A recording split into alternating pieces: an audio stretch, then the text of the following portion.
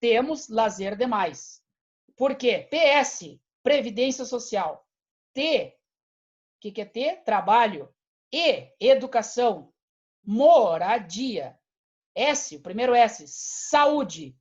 D, desamparados. M, maternidade. I, infância. E o último S, segurança. Temos lazer demais.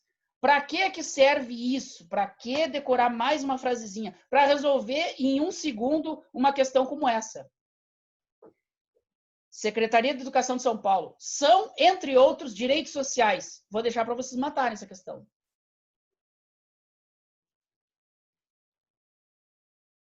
E ali tem direitos individuais jogados no meio, temos direitos trabalhistas jogados no meio, temos direitos coletivos aí no meio. PS, temos lazer demais. Já dá para ver, já. Pode chutar. Letra C. Perfeito, letra C. Com o nosso mnemônico, a gente resolve em 2 segundos, para a gente não precisar pensar demais. Muito bem. Voltando agora para o artigo 8º. Então, nós já batemos o artigo 6º, o artigo 5º, agora vamos para o 8º. O 7º nós vamos jogar para frente, porque vai falar sobre os direitos trabalhistas, nós vamos trabalhar daqui a pouquinho.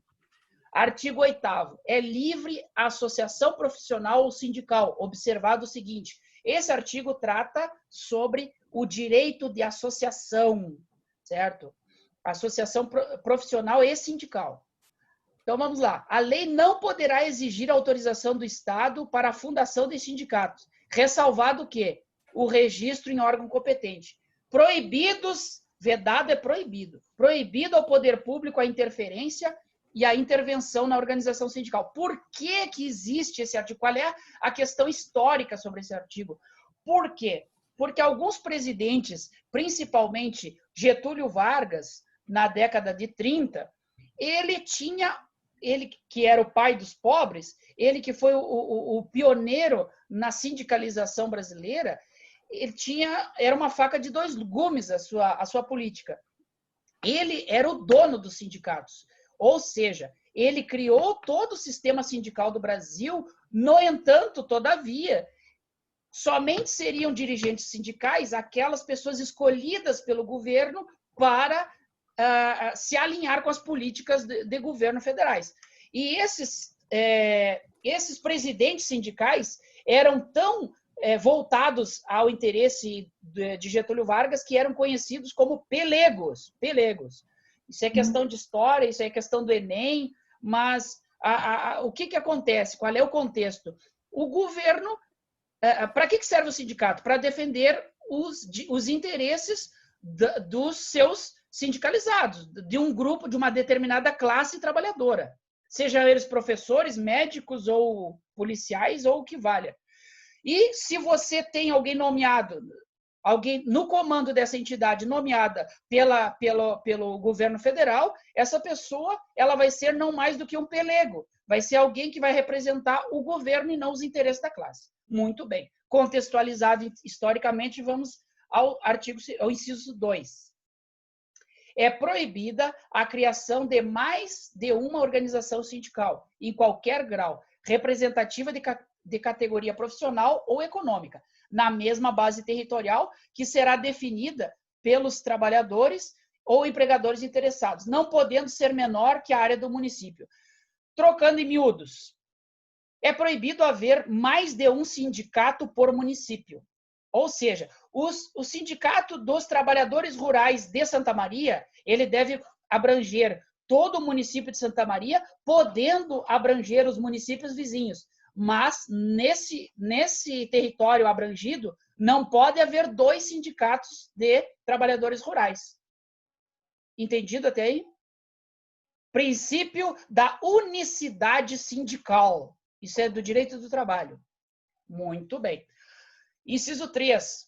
Ao sindicato, cabe a defesa dos direitos e interesses coletivos ou individuais da categoria, inclusive em questões judiciais ou administrativas. É por esse motivo que todo sindicato possui um advogado, possui uma seção jurídica com um advogado especializado para defender os seus associados, certo? Quando existe uma demanda trabalhista, previdenciária, pertinente aos seus vinculados, é esse advogado pago com recursos do sindicato que vai representar esse trabalhador. Pode ser, inclusive, um professor, certo?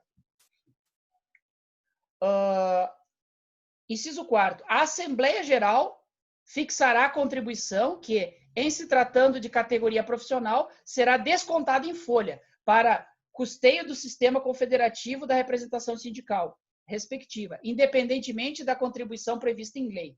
Bom, esse inciso aí ele já deu muito pano para manga, inclusive com o nosso presidente atual, querendo desobrigar esse desconto em folha.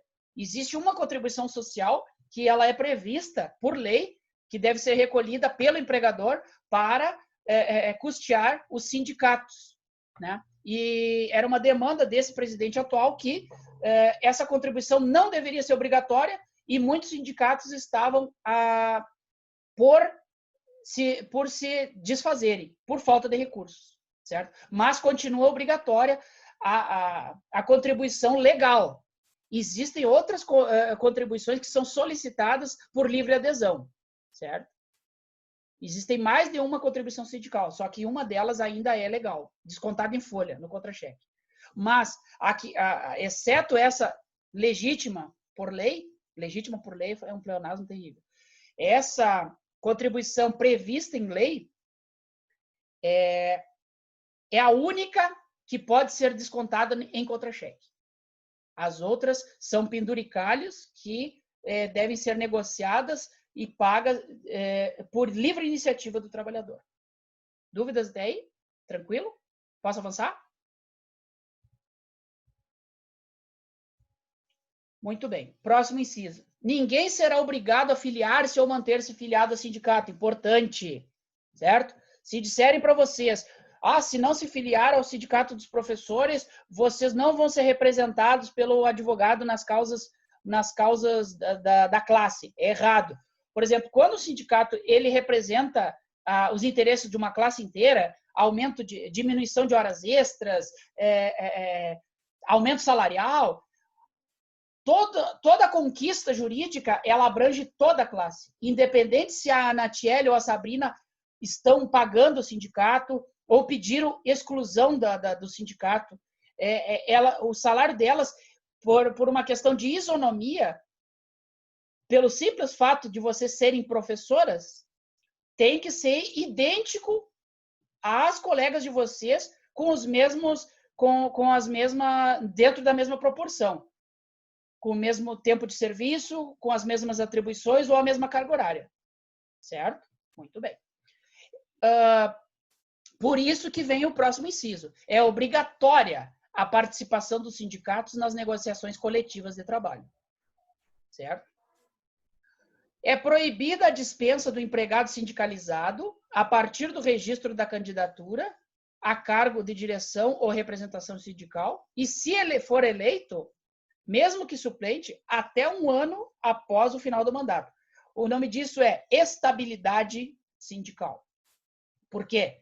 Porque a pessoa que dirige um sindicato, ela se indispõe com a patronagem, ela se indispõe com vários empresários e vários, inclusive, pessoas da sociedade, como juízes e promotores, certo? Então, é um cargo que colocaria em risco se não tiver liberdade para trabalhar.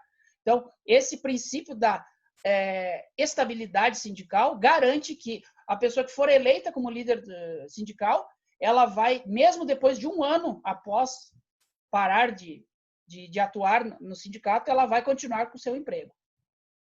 Estabilidade de 1 ano após o final do seu mandato. Tranquilo até aí? Muito bem. Um artigo importante agora, porque tem uma lei só para isso. É assegurado o direito de greve, competindo aos trabalhadores decidir sobre a oportunidade de exercê-lo e sobre os interesses que devam, por meio dele, defender. Temos uma lei de greve, certo? O que acontece com o serviço público? Vocês que vão ser professoras do município de Santa Maria, A lei de greve, ela é baseada para o âmbito privado.